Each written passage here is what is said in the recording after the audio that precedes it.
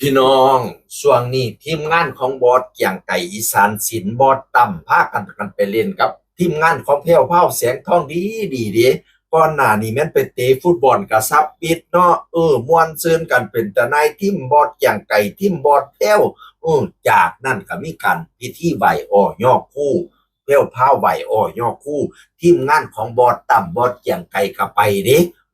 ไปร่วมงานพี่น้องเอ่ยโอ้ยเขาเจ้ากระซับมิตรกันดีอยู่มีมิตรภาพที่ดีต่อกันอยู่บอดต่ำขมักไปเล่นไปหยอกกับดีลุยดีตัวไปกอดเปิ้นเตะใหญ่ครับปากลาครับไปบีบไปนวดกันอยู่นั่นตัวเออบัดบัดนี่ลุยกับไปเฮ็ดนั่นไปพาผู้ดังมาใหม่เนาะกับไปปักคบไปดูแลกันโอ้ยเจ็บบ่ใหญ่เห็นหน้าบักหลายใหญ่ก็เศร้าเจ็บแล้วต้องเว้าหยอกกันเป็นกันเนาะ เออมาที่นี่มือนั่นเนาะอันลูกน้องบอสอย่างไก่กลับไปหลายพี่น้องเอ้ยวันนี้ไปถามเพี้ยวเผาพี่น้องเพี้ยวเผาแล้วมาโพดไปจังสี่ละแล้วโพดมาบอสลูกน้องบอสอย่างไก่ไปถามแล้วเราโพดมาจังสี่ละวันนี้ลูกน้องบอสอย่างไก่ถามเพลว่าบอสเพลเหนื่อยไหมรู้ไหมหนูแอบน้ำตาไหลผู้หญิงคนหนึ่งที่มันสู้กับทุกอย่างที่เข้ามา ต้องกล้าเผชิญกับปัญหา108เหนื่อยไหมนู่นเหนื่อยจนชินแล้วค่ะว่าสันบานนั่นล่ะโอ้ยเขาถามข่าวเล่าว่าเหนื่อยไหมมันกระสิต้องในหัวจิตหัวใจแล้วกับเป๊บละเนาะแล้วก็สิรู้สึกโอ้ยมีคนเห็นใจกูอยู่ตัวนี่มีคนอันถามข่าวกูอยู่ตัวเนี่ยตัวเนาะนึกว่าสิมีแต่คนสร้างกูแล้วก็สิคิดไปแล้วเนาะ พอก่อนหน้านี่โอ้ยปัญหาดราม่ารายวันป่าน508ติ่งขี้ไก่บ่ได้น้อยผู้นั้นก็ว่าน้อยผู้นี้ก็ว่าพี่น้องเอ่ย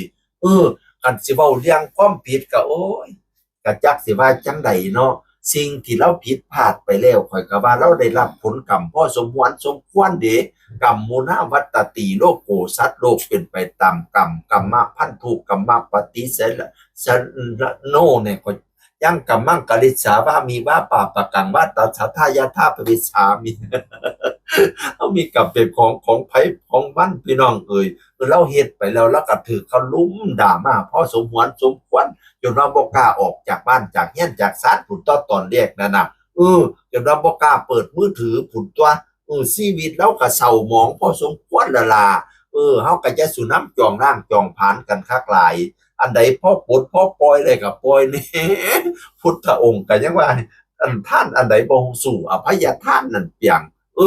เว้าปันว่าเขาเจ้าเฮ็ดผิดกับเฮาเว้าปันว่าเขาเจ้าเป็นคู่กรณีกับเฮาบุญต่อผู้ลังคนก็ได้เว้าปันว่าเพิ่นผิดกับโตทั้งที่โตน่ะบ่มีส่วนร่วมส่วนใดส่วนเสียโตเป็นผู้รับชมรับฟังซื่อๆนั่นล่ะพี่น้องอืม เร็วเผ่ามีคนไปถามข่าวแล้วว่าเราเหนื่อยไหมเราก็เลยหัวใจหักแป๊บลงน้ำตาเกียบไหลพะนาว่าเอาสู่ต่อไปล่ะเอ้ยก็จักสิว่าจังใดล่ะเนาะนั่นละเหตุการณ์พี่น้องข่อยเว้าหลายบ่ได้ดอกเว้าหลายมัน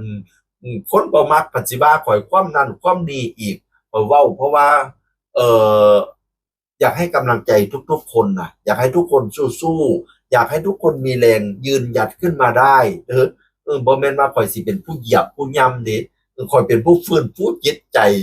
คันผู้ใดบ่มักสไตล์นี่ก็เอ่อบ่ว่ากันเนาะพี่น้องเนาะ